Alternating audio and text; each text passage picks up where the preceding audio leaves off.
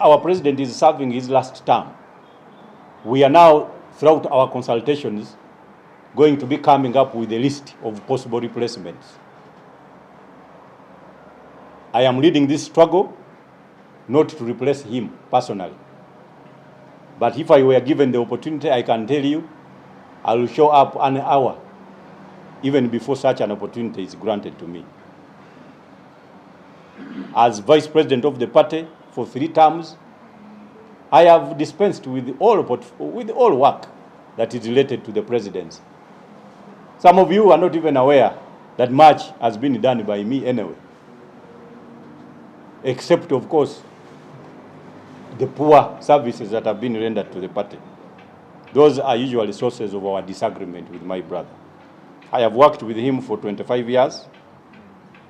I know him in terms of politics, except when he started saying he's playing cards on his chest. Now, the chest was signed for by his wife. That is an area where I don't usually reach. So since the cards are on his chest, I have brought back the politics into the public so that we can run the party properly. So it is a question, which dream do we have as the Democratic Party? Some of you have been castigating the DP because of the cooperation agreement. No, the cooperation agreement per se is not the problem. The problem is failure even to implement that agreement. Number 2, the protagonist himself chose to suffer from employomania, excessive love for public office. He forgot even what is provided for in the cooperation agreement. I have it here. The guy was told he's going to be Minister, Justice and Constitutional Affairs. He started running up and down, wanting to act as IGG. Then he runs around, he wants to be Speaker. Now I don't know which other position he wants to occupy, maybe police. So those are not part of the arrangement. When the contracting party begins to see you as undecided, incoherent, and probably becoming a nuisance, he doesn't waste time with you. He will leave you where he actually found you. So the NRM, because of this conduct, zeroed down to one principle, that probably this agreement was meant to provide employment opportunity for one signatory. The DP has always had working relationships. It has. I can safely tell you part of the history. The Democratic Party has worked with the governments in order to bring out changes, peace, tranquility, and addressing its own manifesto provisions, even within governments that don't belong to it. Even in the government of Idi Amin, Benich Wanuka worked. He entered with Abu Mayanja, Edward Rugumayo, Sebalu. He was there. Dr. Semogere in Lulezi government, he joined with Evaristo Nyanzi, Sebana Chizito, Mulenga, and Chitariko. Bina Isa's government, Dr. Semogere entered with Bwenje and Kaira. DP, Rutwa's government, Dr. Semogere entered with the Evaristo Nyanzi, Sebana Chizito, Professor Chesimira, Robert Chitariko. They worked.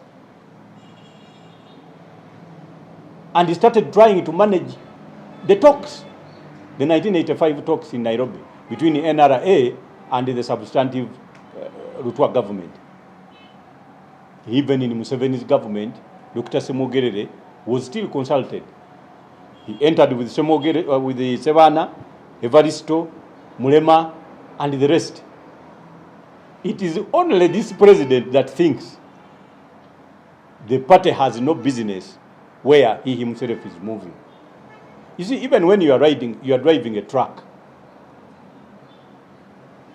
do you see what happens?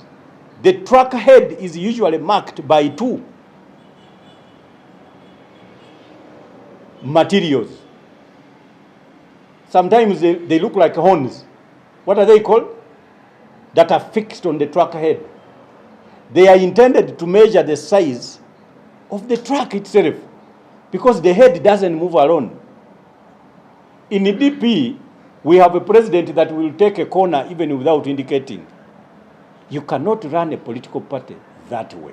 It gets reduced to just complete nothingness. We are not for purposes of recruiting for the NRM.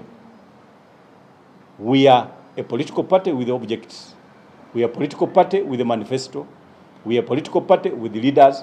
And with the political leaders occupying office is a logical necessity. Because that is the only way you can move opinions reduced in the form of your manifesto into government decisions. So we have our president. We have not amended. For us, we thought that the agreement was for purposes of amending the Constitution of the Republic of Uganda to provide for extreme conditions for re-establishing and going back to respect for fundamental human rights, procedures and processes within which we can come up with an electoral commission so that we can definitely have an election that we call an election. This electoral commission is appointed as a task force by one candidate. How do you expect it to declare him a loser? There are jurisdictions all over the world that have actually done templates that can deliver democracy.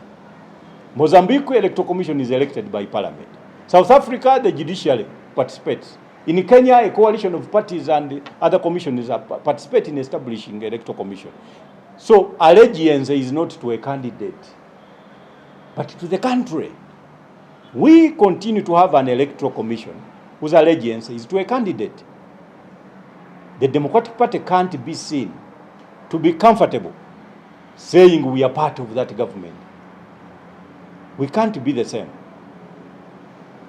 Therefore, when you have a brother who is comfortable just being appointed from position to position without any fundamental provisions that take care of the aspirations of and the opinions in our manifesto as the Democratic Party, no consultations are done. I recently saw he fidgeted by writing a letter to President Museveni. I know, Muzei, you know, your Central Executive Committee is going to sit. Please consider me so that I come and address you, so that I can become speaker. Then I was asking myself, the man who has the guns, the banks, the power, is convening a meeting to decide.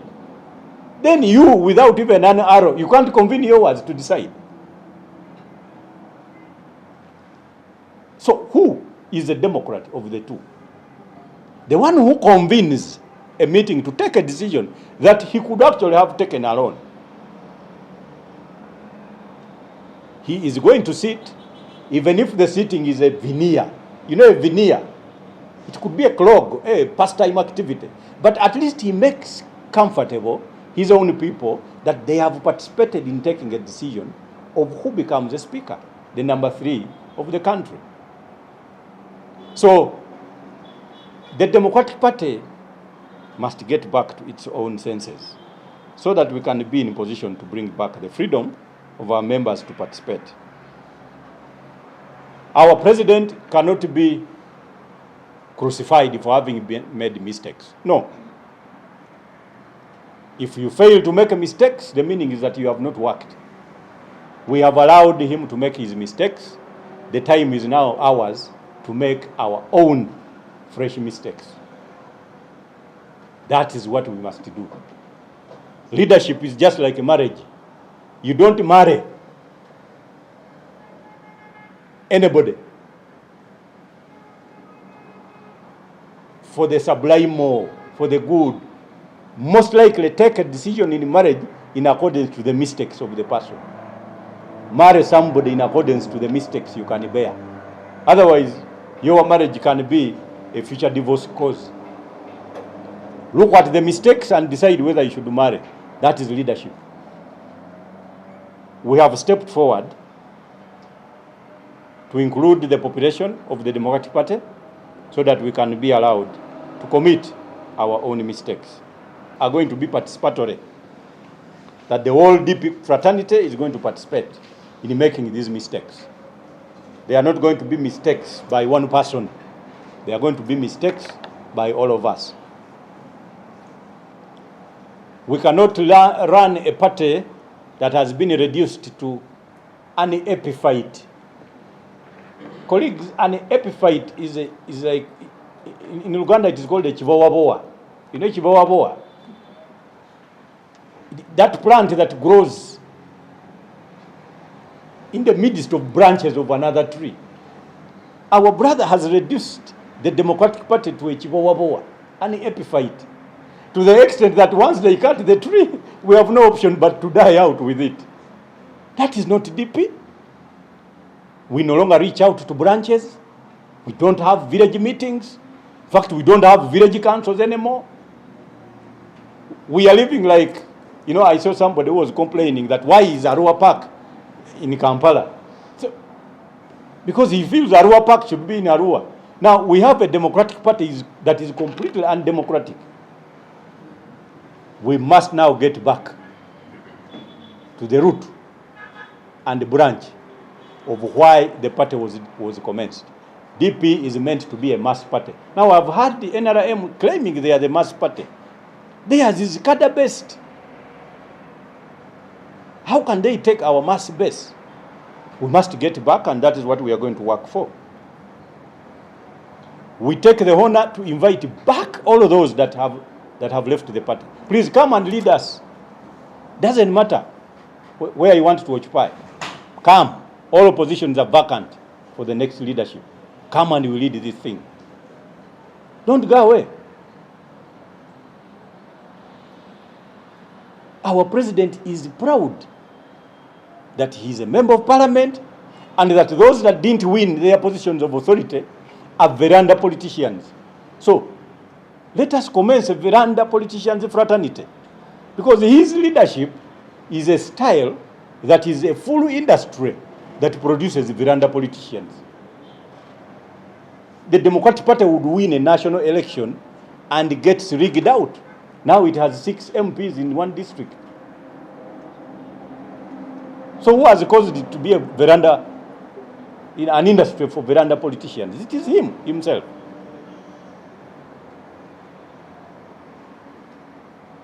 Party members have lost morale. They have become, social media, WhatsApp warriors. They have formed brigades, computer brigades. You see, when people fear to get to the ground, they begin to address WhatsApp groups where no villager is actually accessing the same.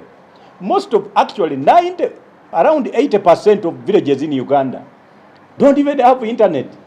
So if you are concentrating on WhatsApp and you think you are running a party, you have failed. Those are the results that usually come up, and we have floored badly. So we want a party that goes back to its own people.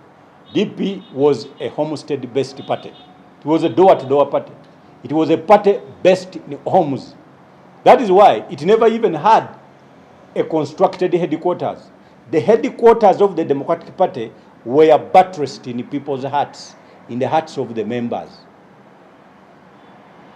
Every village had a home, at least one home, that has got a flag of the Democratic Party, and that would be construed as the chairperson of the DP on that village. They are now getting extinct. Leaders have become tainted with what we call extreme hubris.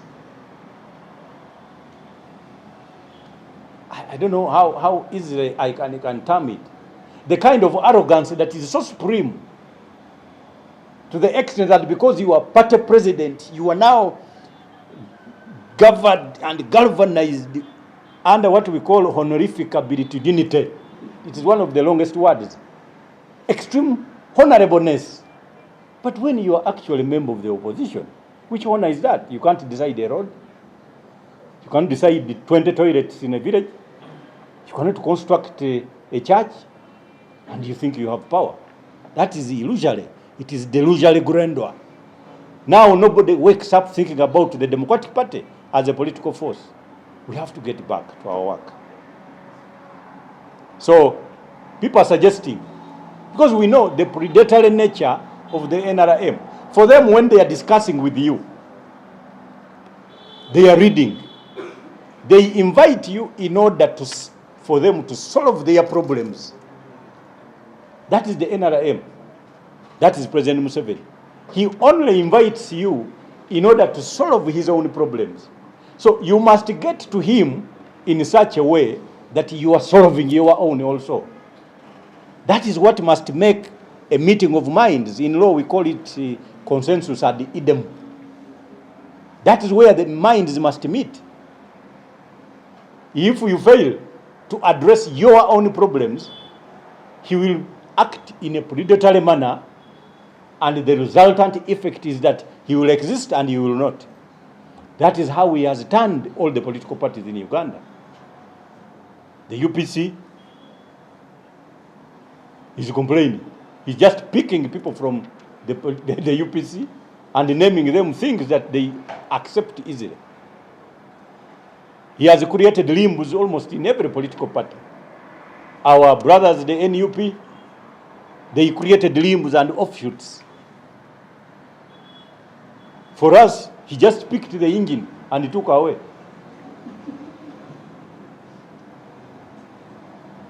He's not using it. He has no vehicle to insert it in. So we have a car without the engine. Now people are saying, what do we do? Should we look forward to getting back the engine, or we get a new one? Those are the consultations that we are going to hold throughout the country. People want an engine to move. Members of DP have got aspirations to lead this country. We want to lead because we have opinions on how the country must change. It is not the time for us to park the DP vehicle and start walking. Where are we going? That is why we have stepped back. Our president, we don't know what has become of him.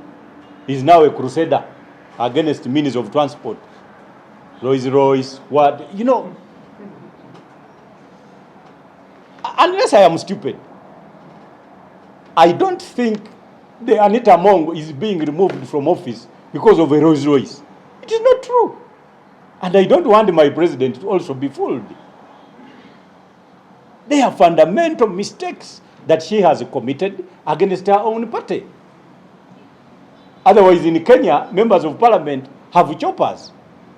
In fact, I can't promise that I will not have one during these coming 5 years. No. It is a means of transport. If you have got aspirations, you must have aspirations to run at a speedy pace in order to achieve them. It's not true. What does it take to buy a chopper? At 1.7 billion that buys a Rolls-Royce, you can buy a chopper. It depends on the type. So I don't think my president is being serious when he begins the pursuit of vehicles. This one has bought a vehicle, we chase her. This one, for me, for example, my support for Anita Among begins and ends with her own SEC endorsements, nothing more. And it was based on the cooperation agreement. I don't know her before, I don't know her after. That is where it ends.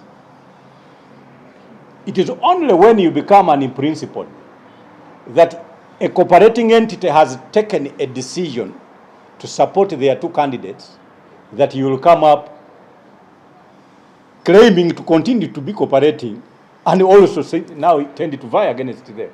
For me, I find that one lackadaisical. So, but it doesn't matter. You know he's serving his last term. You can tell when a monkey is about to die because every tree now becomes slippery. That is one of the objective conditions that usually present themselves. We shall move unconcernedly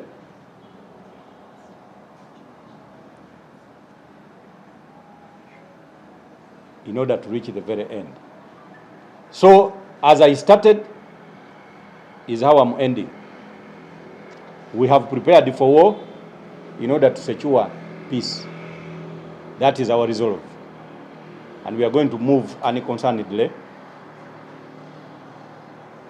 The objective of a fighter is not to die for his country. Nobody should deceive you. My objective is not to die for the party. No. My objective is for the bastards to die for our own party. That is my objective of war. For the wrong ones to die so that the party lives, not for me to die. I will die for my country, I will die for my party. Those are statements by those that have never tasted war. I am not one of them. War is intended to make sure that the bastards die for the country so that you live to give it the leadership based on the aspirations that you feel are fit and proper for the illumination and establishment of the El Dorado for that particular country. Sometimes they give them medals as heroes, but the one awarding medals is laughing at the back, the subconscious level of his brain. He knows that they... So, I have learned lessons. I have learned my lessons as Mbidde. You know, when you trust somebody without to question for long, there are two results that you will get. And this is the position that members of the Democratic Party find themselves in. When you trust somebody without to question for too long, there are two things, either of the two things that you will get. One, you either get a person for life or a lesson for life. You trust a person for so long without question, there are two results. You either get a person for life or a lesson for a life. We have had our lesson. We are now stepping forward to make new mistakes. And that is the prayer that we are making before the population, that they can grant us and we move on for the very best. Until rules were to be amended to allow all parties to compete. Today I see all parties competing for Yala without according me at least a pilgrimage to my home in order to thank me for the freedom that I established. I brought that freedom to all the political parties in Uganda. Personally, I single-handedly handled the case, funded the case, I did the wonders. That is when I got elected as a member of the East African Legislative Assembly. I was the first DP to become a member of Yala in Uganda. Before that, FDC and NRM were just sharing Yala slots. NRM would take 7, FDC would take 2. So there were two parties. Sometimes I would even see FDC members indicating that we are 2. There is this hand, there is this finger, there was another finger, but I was asking myself, whose hand is it? So that is what used to happen. We removed that hurdle. Now we have competition in Parliament. Several people had tried to compete but had failed. The late Right Honourable Jacob Olanya had tried as independent but failed. The Right Honourable Anita Mongo had tried but failed. When I came, I made it. Some of you don't even recognize that those were former contenders for Yala that did not make it. So when I spoke to the country, telling my president that it is wrong for you to run for speakership in that manner, you will not win, you will not get more than 20 votes. Some of you thought I was joking. I know that parliament. I have won elections in that parliament for 10 years. So I know. What happened? He emerged with 14 votes, including the one that he came with from home, that made it 15.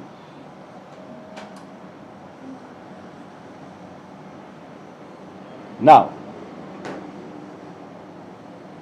there must be a different way and the manner in which we should handle our issues. I am not here to spill the beans. No, that is not me. But I'm here to guide the country. Some people were telling me, why are you going to talk and address the media? This should be in-house matters. No, politics is a public affair. Which house? You do not conscript the Democratic Party against its own membership. Let us build consultative frameworks that will ultimately now make sure those that will sit in-house have got opinions reflecting the ground. A people's level to govern themselves democratically is proportionate to the degree of their understanding of the structure and functioning of the whole social body. They must be informed.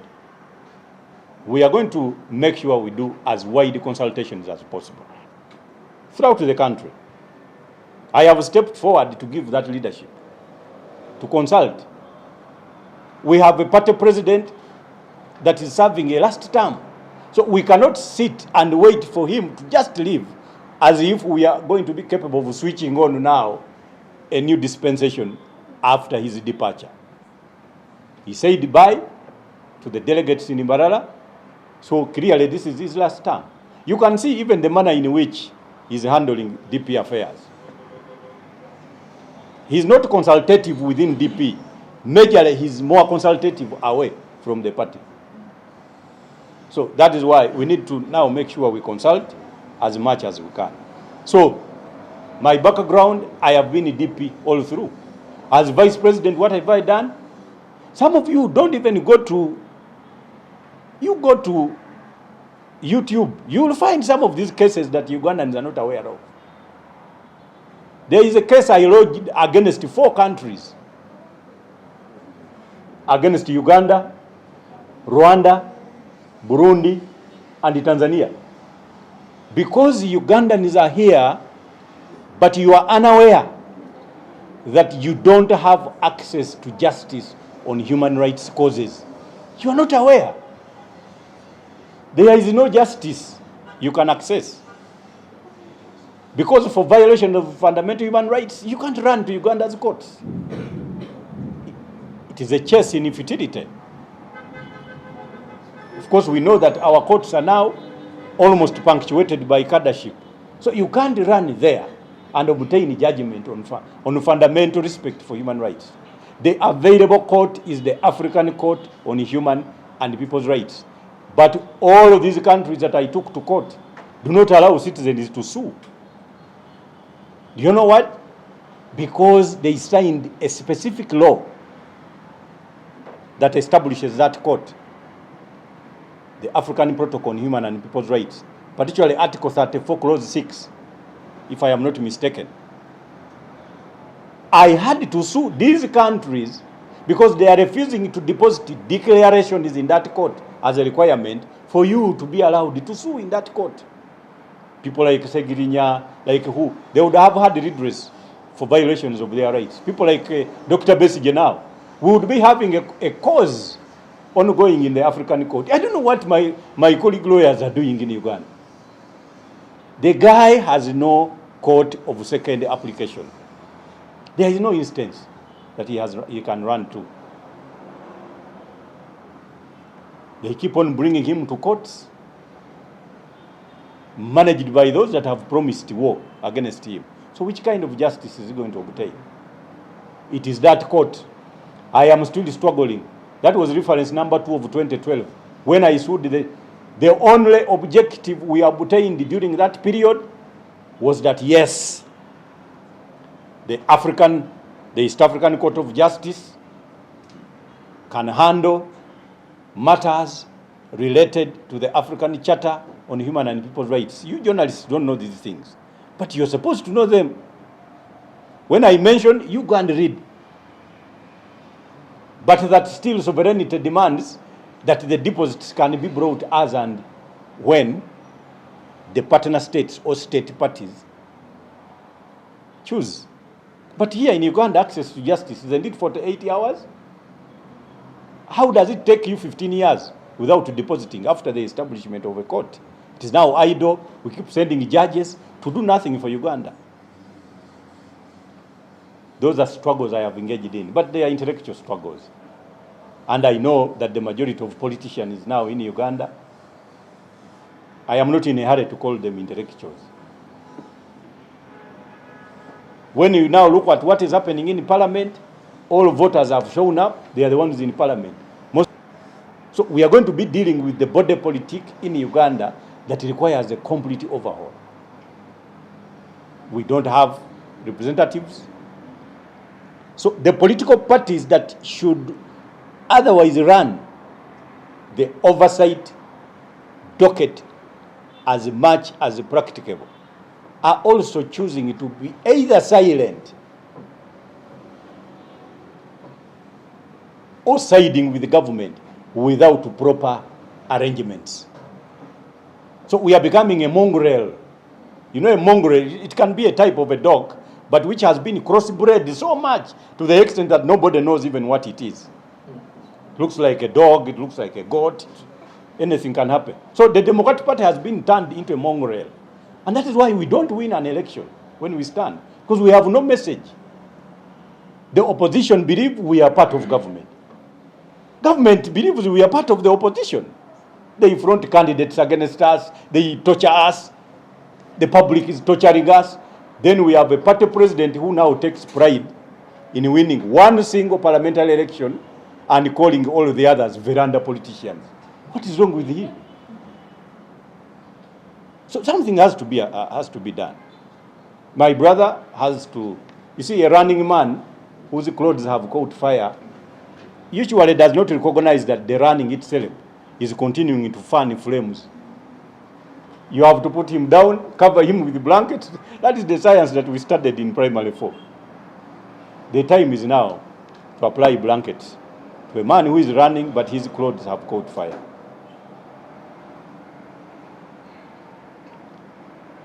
I am not a vivisection moralist, so I am not scared of tearing the old skin and giving it a new name. That is not me.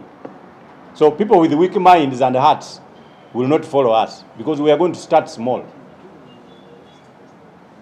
So we have gone to the bush. When they rigged the Democratic Party in 1980, some people went to the bush, 27.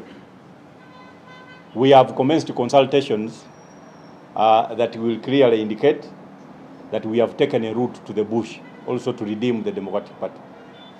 So we are going to do consultative work throughout the country in the form of meetings, in the form of conventions, even in the form of political rallies, until we achieve the major objective. We have given this experiment 3 years of active service, and we are going to be extremely active, reaching out to all and sundry of branches of the party until we arrive at the best framework for our own leadership.